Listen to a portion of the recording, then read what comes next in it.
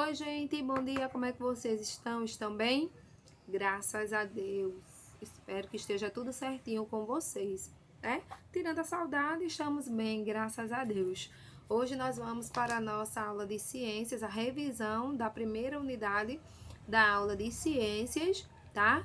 E aí vamos ver um pouquinho do conteúdo que vimos na sala, página 12, começou a primeira unidade. E o que vimos também já depois que começou essa pandemia em casa, tá bom? Mas me contem aí como é que vocês estão, o que tem feito, tudo certinho? Ah, uma pergunta importante, vocês estão se cuidando, gente? Espero que sim, tá? Fiquem em casa. O momento não é de ninguém estar na rua, não, tá bom? Procura coisa para fazer dentro de casa que com certeza tem. Como vocês já estão na idade, ajuda a mamãe e o papai em casa que tem bastante coisa para fazer. E fora que você pode se divertir com a família também, né? Joga um Uno, dominó, vai ler a Bíblia, né? E aí você com certeza vai manter sua mente sempre ocupada, tá certo? Fica o dia todo no celular, não. Presta atenção. Vamos lá? Pegaram o livro já? Página 12? Então vamos lá. Nessa revisão, a gente vai ver o que a gente estudou com a finalidade de eliminar ou minimizar, quer dizer, diminuir possíveis dúvidas que ainda possam existir acerca desses conteúdos, tá bom? Esse é o nosso objetivo. Reduzir ao mínimo possível as dúvidas que ainda possam ter sobre o conteúdo que já estudamos e lembrar o que já vimos, tá? Então vamos lá. Vamos falar um pouquinho sobre a história do universo, página 13. Fala um pouquinho sobre a história do universo. E aí você pode dizer, mas eu não concordo com o que diz. Como a gente comentou na sala, ok. Mas inclusive para discordar, você precisa saber do que você está discordando. Então precisa conhecer. Concordam comigo?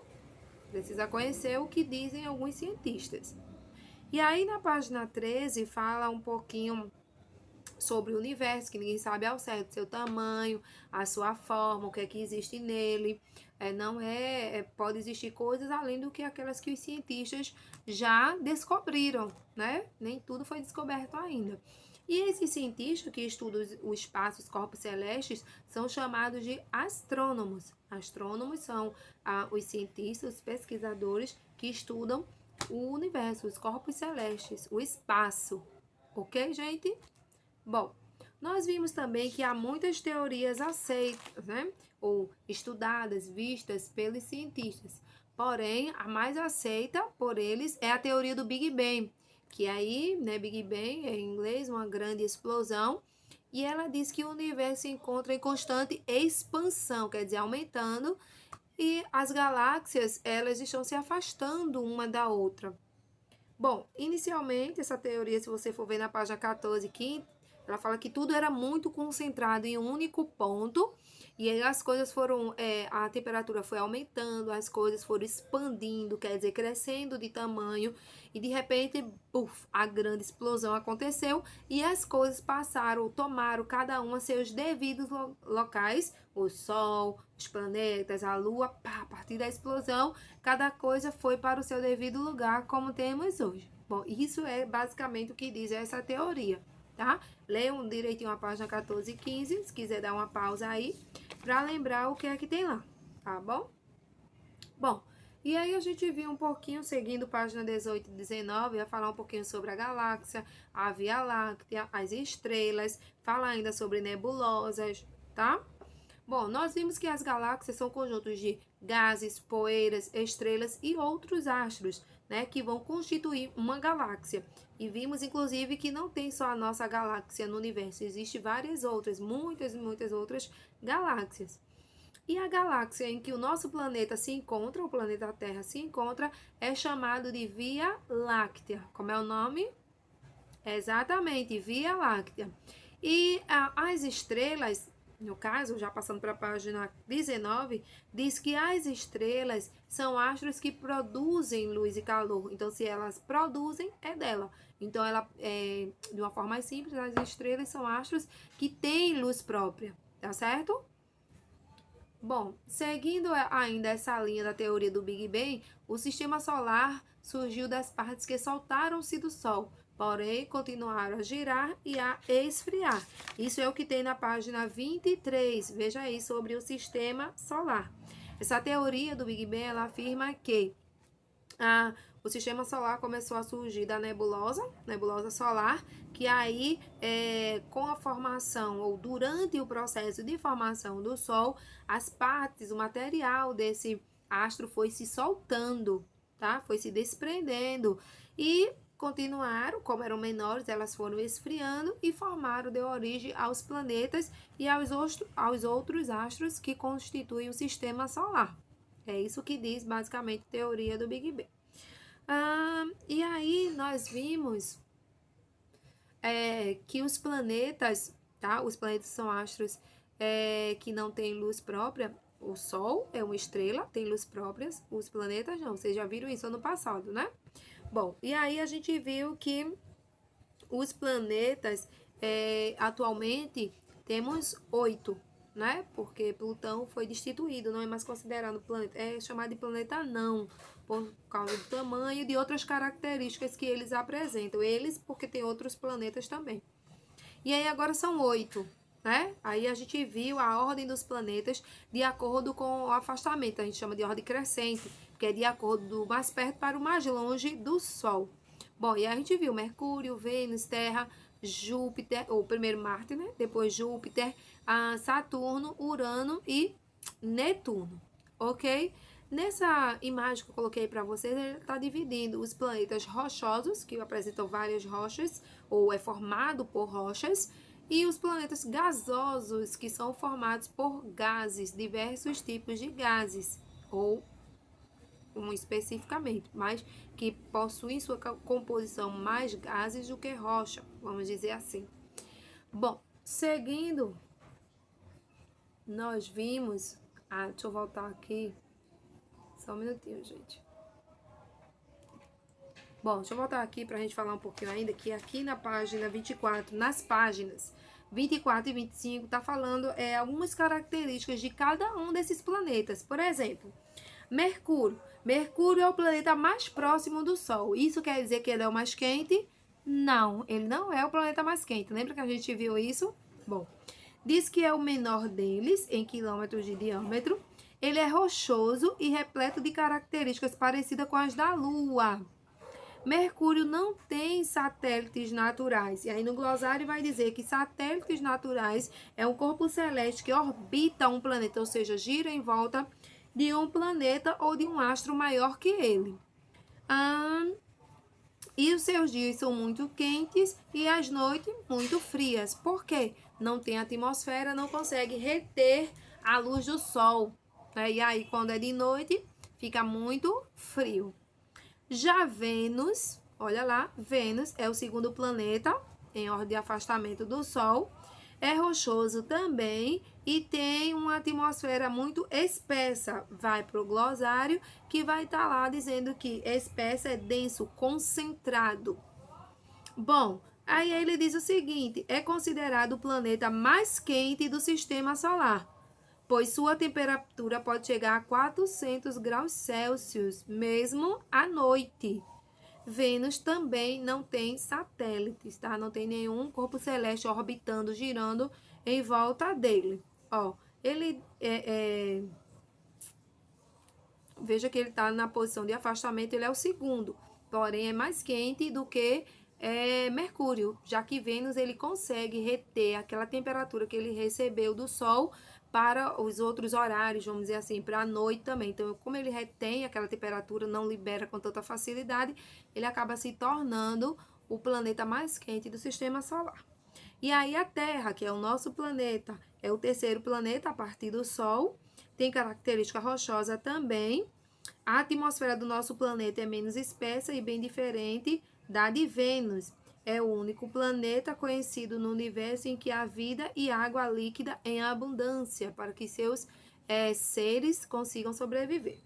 Marte é o quarto planeta em sequência, né, em ordem de afastamento. É rochoso também, tem 2 satélites e a cor avermelhada, entre outras características. Eu não vou ler tudo, né, mas vocês podem ir lendo, para ir lembrando que a gente já estudou. E aí depois vem Júpiter, é o maior planeta do sistema solar e o quinto a partir do Sol, Júpiter. Júpiter é bem maior que os outros. Caberiam, por exemplo, 1.300 planetas Terra. Olha lá, como o nosso, né? Dentro dele. Veja como ele é grande. Depois temos Saturno, que é o sexto planeta em ordem de afastamento. Também é um planeta gasoso e até hoje já foram descobertos mais de 50 satélites ao seu redor. E é famoso por seus anéis, né? Os anéis de Saturno. Depois a gente tem Urano, é o sétimo planeta em ordem de afastamento do Sol. Está tão longe da Terra que não é possível observá-lo sem um telescópio. É um planeta gasoso que tem 27 satélites orbitando à sua volta, ou seja, girando em volta dele. Até agora Saturno tem mais, 50, né? Netuno é o planeta gasoso que tem 13 satélites e alguns anéis pouco brilhantes. É o último planeta do sistema solar. Não é possível observá-lo da Terra a olho nu, porque está muito distante. Bom, lembrar aí algumas características que já estudamos? Seguindo, nós vimos alguns outros astros, que são chamados de pequenos astros, que também compõem o sistema solar. Página 26, pequenos astros do sistema solar. A gente viu asteroides, meteoroides, meteoro, meteorito e cometas. E aí a gente viu que os asteroides são fragmentos de rocha, pedaços de rochas que têm a mesma origem dos planetas, porém são menores e com formatos irregulares, são menores que os planetas. Vimos meteoroides, que são parecidos com os asteroides, eles são rochosos e muito menores, pedaços bem menores do que os asteroides. E o meteoro são os asteroides que conseguem ultrapassar a atmosfera terrestre, ou seja, antes, quando estão lá no espaço, são chamados de meteoroides. Se eles conseguem ultrapassar a camada da atmosfera do nosso planeta, é chamado de meteoro. Então, meteoro nada mais é do que os meteoroides que conseguiu atravessar a atmosfera. Porque quando ele atravessa a atmosfera, ele já consegue atravessar com outras características, devido aos gases que tem na atmosfera e tudo. Então, eles já vão apresentar outras características, inclusive outros tamanhos, né? E aí recebe outro nome. O meteorito é a parte do meteoro que atinge a superfície da Terra. Então, ele atravessou a parte que cai na superfície, já não é mais meteoro, agora vai ser chamado de meteorito, tá? E os cometas são astros formados principalmente por gelo e poeira. Bom, é isso que vimos na página 26. E aí a página 26 diz que quando eles passam perto do Sol, os cometas passam perto do Sol, eles ficam aquecidos, porque recebem a temperatura do Sol. E parte do seu núcleo, a partezinha central dele, se transforma em gases incandescentes. Por isso que vai ter aquela cauda, aquela claridade que a gente às vezes vê, né? Dos cometas. Bom, seguindo, nós fomos para a água. Capítulo 2, ou unidade 2 do livro, página 32, está falando sobre a água. Nós vimos que a água está presente em quase toda parte do nosso planeta. Na hidrosfera, na atmosfera, o que seria a hidrosfera? A camada de águas, rios, oceanos, lagos. Na atmosfera, que é a camada de ar. No solo, no subsolo e no corpo dos seres vivos. Então, temos água aí em toda a parte do nosso planeta. Seguindo, nós vimos a disponibilidade da água. Vimos que a água, ela é dividida em água doce e água salgada. Lembra disso? Bom, e a maior parte da água que há em nosso planeta é o quê? Doce ou salgada? Exatamente, salgada. E aí, nesse mapa que a gente já, inclusive, analisou, esse mapa tá só com um percentual um pouquinho diferente, mas é normal. Veja, no livro de vocês tem 97, e aí ele apresenta 97,5. É claro que os mapas, os gráficos, desculpa, não é mapa, os gráficos. Os gráficos, eles vão apresentar alguma diferença mínima de valores, porque é analisado por fontes diferentes. Mas aí a diferença não pode ser tão grande também, né? Senão tem alguma coisa errada, tem alguma inconsistência aí. Mas observe que é só 0,5% aí que é de diferente, né? Um apresenta 97 e outro 97,5. Então é aceitável. Vamos lá.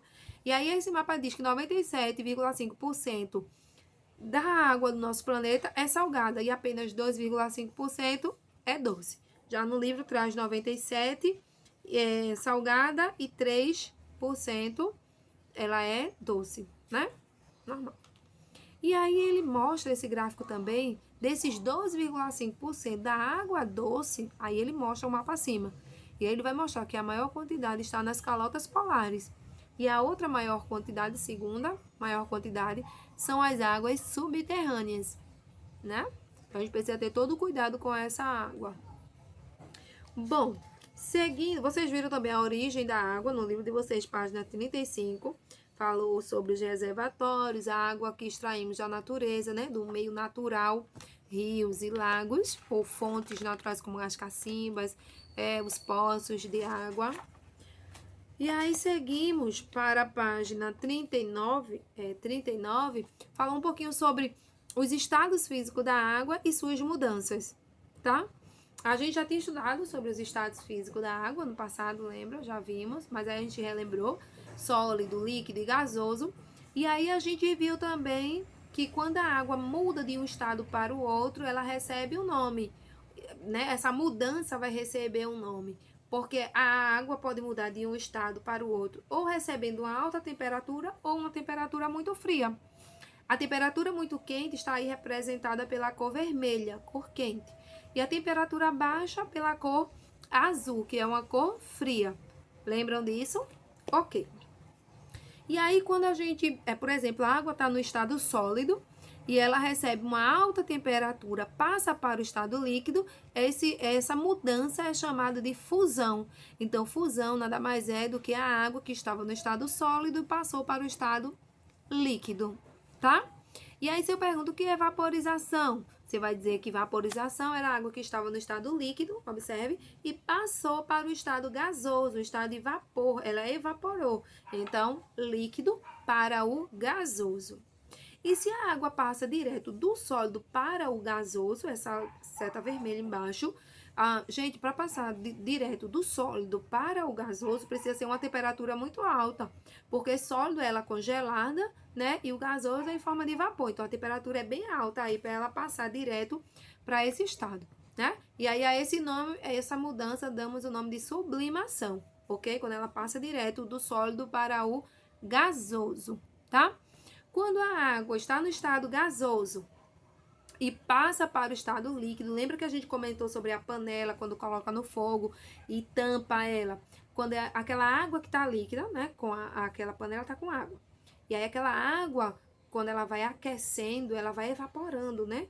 Quando ela toca na tampa, o vapor de água toca na tampa, é uma superfície mais fria, aquela água passa do estado gasoso para o líquido. Ela vai, fica nas bolinhas de água na tampa e depois ela volta para a panela de forma líquida, no seu estado líquido.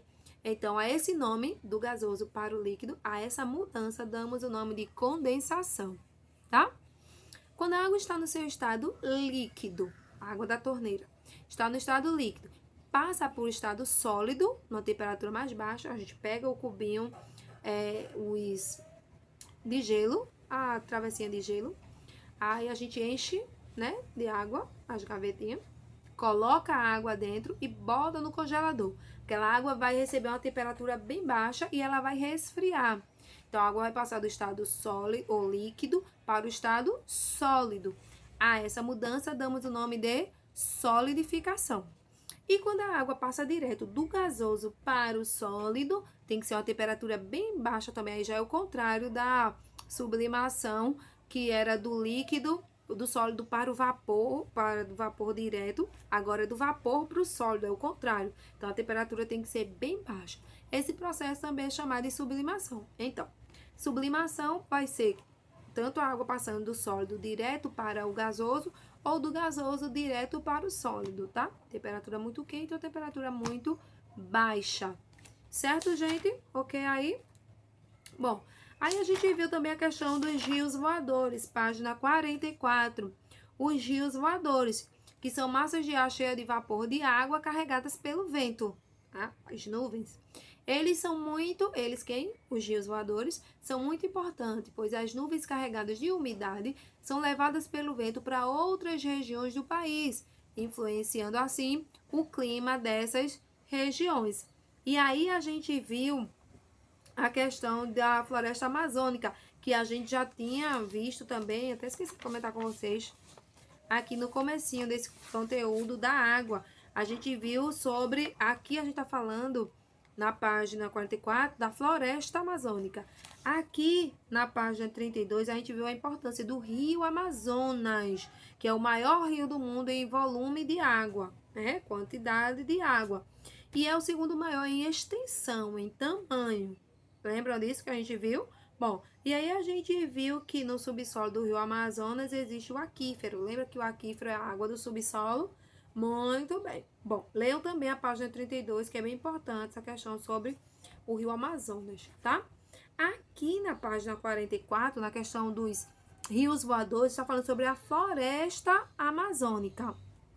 Bom, a floresta amazônica está lá na página 32. O segundo parágrafo diz que no Brasil, a floresta amazônica tem um papel fundamental na formação dos rios voadores.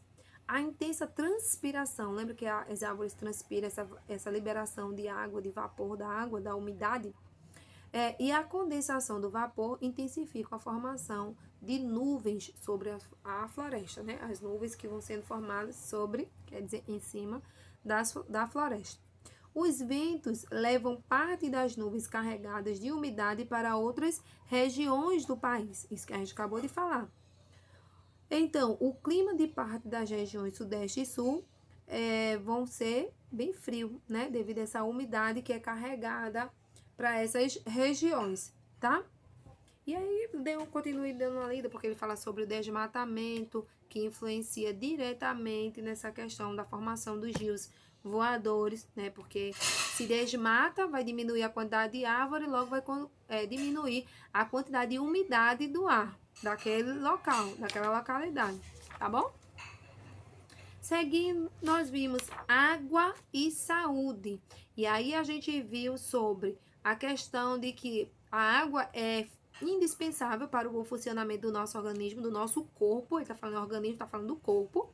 E aí a gente precisa ter muito cuidado quando a gente entra em contato com ela. Quando a gente bebe, quando a gente entra, pisa na água, toma banho, a gente precisa ter muito cuidado. Por isso a importância do saneamento básico. Lembra que vocês estudaram a questão do saneamento básico ano passado? Tratamento da água, do esgoto e do lixo. Isso é o saneamento básico que é oferecido pelos governantes. É de responsabilidade dos governantes oferecer um saneamento básico de qualidade para as pessoas, ok? Bom, aí a gente viu que precisa dar um tratamento especial para a água para poder livrá-la das impurezas, dos micro-organismos, tá certo? Bom, seguindo, a gente viu já no final dessa unidade as doenças relacionadas à água. A gente viu doenças, os sintomas, vimos a transmissão e a prevenção. Gente, a gente viu 5 doenças: amebíase, cólera, esquistossomose, febre tifoide e leptospirose. Gente, a gente viu que os sintomas praticamente o mesmo: dor no abdômen, diarreia, esse é da amebíase, diarreia aguda, acompanhada de febre e calafrios. Aí veio o sintoma de cólera, dores na barriga e diarreia intensa. Esquistossomose, sintomas: pode ocorrer forte coceira, seguida de diarreia, enjoo e o aumento do tamanho do fígado. Veja que a diferença de uma doença para outra, os sintomas, né, de uma doença para outra, é bem pouco, é quase diferença nenhuma. Os sintomas são bem parecidos. Vai ter um ou outro sintoma que diferencia basicamente uma da outra, né? Por isso que tem que ir ao médico para saber com qual doença tá. Porque o médico é o especialista que vai dizer para você não tomar medicamento errado, ficar achando que tem uma coisa quando na verdade tem outra, né? Bom, e a forma de transmissão é basicamente em todas a mesma forma. Por quê? É por falta de higiene pessoal, por falta de saneamento. Deixa eu ver o que tem aqui. Pela ingestão de água contaminada, né? Quando bebe a água suja, contaminada, sem ser tratada ou fervida. E deixa eu ver outra coisa. A forma de prevenção. A forma de prevenção também é basicamente a mesma. Evitar ingerir e beber água sem ser tratada. Evitar ter contato também com essas águas contaminadas, água de chuva, água de esgoto. Evitar ter o contato. E, se possível, morar em locais que tenham um bom saneamento básico. A gente sabe que nem todo mundo tem essa possibilidade, mas é super importante, né? Esse contato com água tratada e morar em locais com saneamento básico de qualidade, né, gente? Dei uma lidinha aí sobre essas doenças, bem direitinho, com calma, para lembrar, tá? O que já estudamos. Ok? Vamos seguir. O outro recurso natural que a gente viu foi o ar, tá? Foi o ar. A gente viu que o ar é uma mistura de diferentes gases. Vimos isso, estou na página 57. Vimos que o ar presente na atmosfera, né? A atmosfera vai ser o conjunto desses gases, é a camada de ar que envolve a Terra. Já vimos isso. E na atmosfera está presente vários tipos de gases. Os principais são gás de nitrogênio, que é o que está em maior quantidade, observe o gráfico, gás carbônico, gás oxigênio e outros aí, como o gás hélio, por exemplo, que a gente viu. Nós vimos que o gás de nitrogênio, ele não é utilizado no processo de respiração. Ele está mais presente, mais utilizado pelas plantas, pelos animais que vivem no solo, por fazer parte do solo. Está mais presente no solo, no ar que está no solo. Porque lembra que o solo também tem ar, que a gente viu? O ar é composto, o solo é composto de água, de ar, fragmentos de rocha. Lembra isso? Bom, o gás de nitrogênio presente no solo, e aí ele vai para as plantas, para os animais que estão no solo, tá, gente? Bom, a gente viu em relação ao gás oxigênio, que é o ar indispensável para os seres vivos no processo de respiração, né?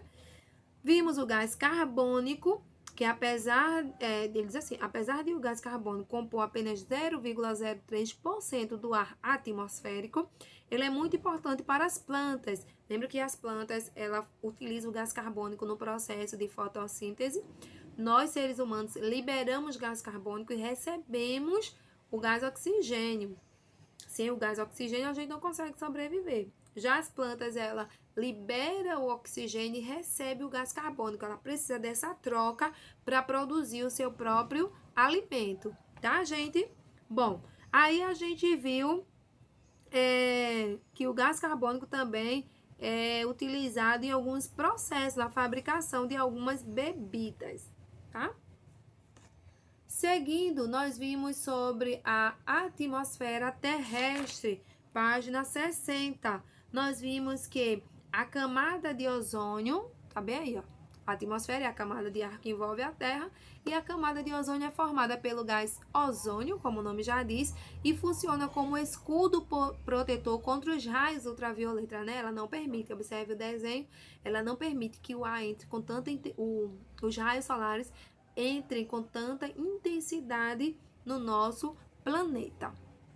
Seguindo, nós vimos sobre o efeito estufa, que é a característica, esse efeito estufa é uma característica da atmosfera de reter, de sustentar o calor. Né? A camada de ozônio, ela vai impedir que o gás entre com tanta facilidade, e o efeito estufa, ele vai segurar, vai reter, para que o planeta não fique muito frio, não perca esse calor que recebeu do sol com tanta facilidade. E aí a gente viu também sobre a poluição atmosférica, que tem causado muito prejuízo, né, para os seres vivos, porque a poluição atmosférica, a poluição do ar, além de afetar a saúde das pessoas, causando problemas aí respiratórios, alergia, infecção, vai afetar o ambiente, comprometendo o desenvolvimento das plantas e dos animais também.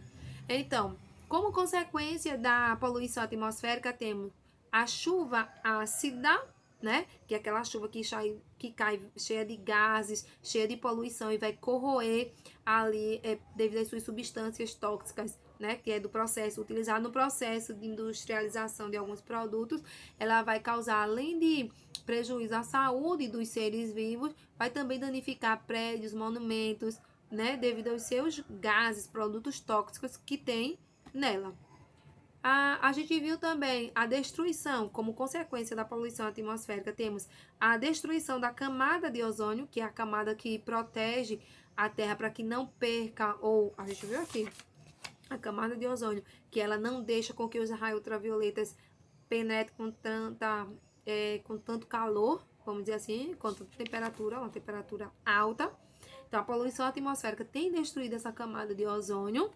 E também outra consequência é o aquecimento global, derretimento das calotas polares. Lembram disso? Pois é, prejuízo para todos os seres vivos. Aí a gente viu algumas atitudes para reduzir o problema da poluição. Lembra que estudamos isso? E aí, gente, eu coloquei só para lembrar mesmo essas atitudes para reduzir o problema da poluição do ar, né? Que a gente já viu. Usar os filtros especiais nas chaminés de fábricas e nos escapamentos de carro, como é exemplo dessa primeira imagem aí, que é uma indústria na China que já usa esses filtros para diminuir a poluição que é liberada para o ar. Utilizar combustíveis menos poluentes, dar preferência ao meio de transporte coletivo, porque quanto menos carro na rua, menor vai ser a poluição, tá? Ou, se possível, ir de bicicleta, um local perto, não tem necessidade de ir de carro, vai de bicicleta ou vai a pé. É bom para você que se exercita e é bom para o meio ambiente, não é? Plantar árvores, lembra que a árvore ajuda na limpeza do ar? É fundamental a gente plantar, né? Reduzir o consumo, principalmente de produtos de origem animal. Lembra da questão das fezes, da vaca, dos bois, que liberam um gás muito poluente? Pronto. Então, quanto mais a gente consome esses produtos, mais criação de gado eles vão precisar ter, né? Então, mais poluição do ar também. Ok, gente? Bom, vamos seguir. Propriedades do ar. Vimos na página 65. Vimos que o ar tem três propriedades básicas. O ar ocupa espaço, né? A gente coloca ele no recipiente, ele vai ocupar, sim, o espaço em que ele é inserido, tá? E aí deu um exemplo da seringa, né? Quando ela tá aberta, que você coloca ela, pressiona ela sobre o dedo, aquela pressão toda ali é porque tem ar dentro daquele espaço da seringa. Vimos que o ar não tem forma definida, o ar vai possuir a forma do recipiente que ele é colocado, ou do local em que ele esteja presente. E o ar tem peso. Aí a gente viu a diferença clara do peso do ar, de uma bexiga cheia para uma bexiga vazia, né? Cheia de ar, no caso. Bom, seguindo, nós vimos a pressão atmosférica, página 66. A gente viu que pressão atmosférica é a força que o ar exerce em qualquer ponto da atmosfera, ou qualquer corpo que esteja na atmosfera. Independente do corpo estar mais alto, mais baixo, o ar ele vai exercer essa força sobre os corpos que estão na atmosfera, tá? Em locais de altitude baixa, e o que seria altitude baixa? A gente já viu aqui no livro, que estão próximos ao nível do mar, então tem uma baixa altitude. A pressão atmosférica é menor. Já em locais com grandes altitudes, aí a gente viu aqui também, que é acima do nível do mar, a pressão atmosférica vai ser menor, porque as moléculas do ar estão mais distantes. Então, quanto maior as moléculas, mais distantes estiverem as moléculas de ar, menor vai ser a pressão que esse ar vai exercer sobre o corpo. E aí a gente viu a questão do ar rarefeito, porque quanto menor for essa pressão atmosférica, né? Quanto maior a altitude, menor é a pressão atmosférica. Então, aí vai acontecer o ar rarefeito, que é justamente o ar mais denso, menos denso, menos pesado, tá? E aí a gente vai sentir dificuldade para respirar, por isso a necessidade dos balões de oxigênio, por exemplo, quando os esportistas sobem montanhas, morros muito altos, né, como é o Everest, eles precisam levar gás de oxigênio para poder respirar, porque lá nessa altitude muito alta, o ar é menos denso, tá? Seguindo, nós vimos os fenômenos atmosféricos. Vimos a meteorologia, que é a ciência que estuda os fenômenos atmosféricos. Logo, o meteorologista vai ser o cientista que estuda esses fenômenos, né? Aí a gente viu a questão da formação dos ventos que os ventos justamente se formam desse deslocamento de ar de uma superfície para outra. Quando uma superfície ela é aquecida, o ar que está próximo dela também é aquecido, e o ar aquecido ele fica mais leve, então ele sobe. O ar que está na parte de cima, né, na camada mais de cima, ele fica mais frio, então ele fica mais pesado, e aí ele desce. Então, esse movimento de ar subindo, ar descendo, ar subindo, ar descendo, vai justamente formar os ventos. Isso mesmo, muito bem. Bom, a gente viu na página 70 sobre os tipos de ventos. E a gente viu a brisa, pode ser marítima ou terrestre. Lembram disso? Dê uma lida aí, vá. Aí a gente viu também a ventania, que é um pouco mais forte do que a brisa. A gente viu o tornado, que é mais forte do que a ventania. E o furacão, que é bem mais forte do que todos. Leiam direitinho essa página, vejam as características. Vejam aí as características essenciais para diferenciar um do outro, tá bom? Só lembrando que o tornado, é isso mesmo, o tornado, eles vão ser, vai ser um funil, né? Que vai ligar uma nuvem, vai estar ligado de uma nuvem ao solo. Já o furacão vão ser ventos fortíssimos que vão se formar sobre os oceanos, tá certo? Muito bem. Bom, seguindo a gente viu a umidade e temperatura do ar, vimos aqui a umidade e temperatura do ar, tá? Esse que eu passei, a gente pode voltar. Desculpa. A gente pode voltar e lembrar também que a gente viu sobre instrumentos para medir os ventos, né? A biruta, o catavento, o anemômetro, que a gente viu sobre isso. São instrumentos utilizados para medir o tempo, ver a velocidade, ver a direção dos ventos. Seguindo, nós vimos a questão da temperatura e umidade do ar. Temperatura em relação de quente ou frio e umidade do ar, justamente a quantidade de vapor de água que está presente na atmosfera naquele determinado local, naquele determinado tempo, momento, certo? E aí tem alguns instrumentos para fazer essa medição de temperatura e de umidade do ar, lembram? Então, uma olhadinha, uma lidinha direita, tá bem simples, mas bem fácil da gente entender. Gente, e é isso, tá? Chegamos agora à nossa atividade. E aí eu queria, antes de a gente começar a explicar a atividade, eu queria dizer que aquela folhinha que vocês pegaram, que eu pedi para vocês guardarem e não utilizar, a gente vai utilizar ela hoje. Vai ser um complemento da revisão, tá certo? Vamos usar ela, aquela folhinha que estava com a data passada do dia 5, que eu falei que a gente não ia usar. Então, como eu já expliquei ela, eu não vou explicar ela novamente. O que eu vou pedir é só o seguinte, que vocês, ela tem dizendo para você ficar no caderno de classe. Aí a gente vai alterar a do dia 5, tá? Que vocês já pegaram antes, que é sobre o ar, a atmosfera. Aí o que vai mudar é que vai responder no de classe, no de casa e não no de classe. E aqui vocês pegaram com a data de hoje, dia 12, vocês vão responder no caderno de classe mesmo, tá bom? Ó, o de hoje, o primeiro quesito tá pedindo para você explicar a teoria do Big Bang com suas palavras. E o segundo, você vai responder em relação às galáxias. O que são galáxias, qual o nome da galáxia em que o nosso planeta se encontra. Gente, eu não vou ler de uma por uma as letras, né? A, B, C, porque vocês precisam ler e interpretar. Se tiver alguma dúvida, aí vocês perguntam, tá certo? Vou ler só o quesito. E prestem atenção na questão que tem mais de uma pergunta. Se tem mais de uma pergunta, como eu sempre falo, mais de uma resposta. Terceiro quesito, você vai explicar como surgiu o sistema solar, de acordo com a teoria do Big Bang.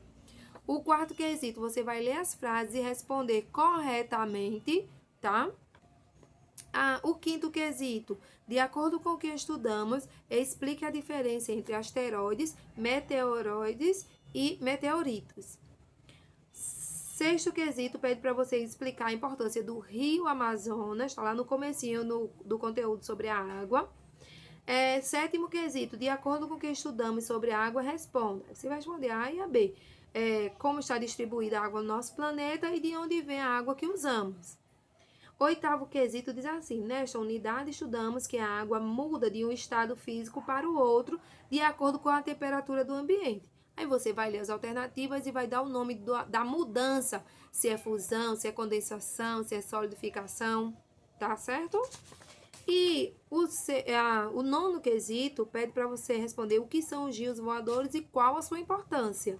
Duas perguntas.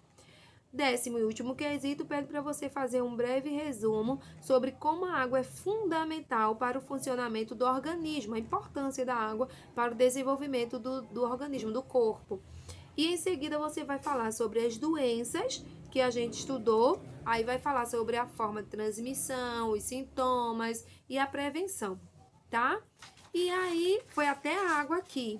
Para completar sobre o ar, a gente vai fazer essa folhinha dia 5. Falando novamente, essa do dia 5 vocês façam no de casa, pra gente não ficar tudo no de classe, acaba primeiro um caderno do que o outro. Então, façam essa revisão como se fosse dividida em duas partes, a revisão uma em classe e outra em casa, tá? Não esqueçam, essa de hoje, do dia 12, no de classe, e a do dia 5 no de casa, ok, gente? Beijo, daqui a pouco a gente volta com a correção. Fiquem com Deus.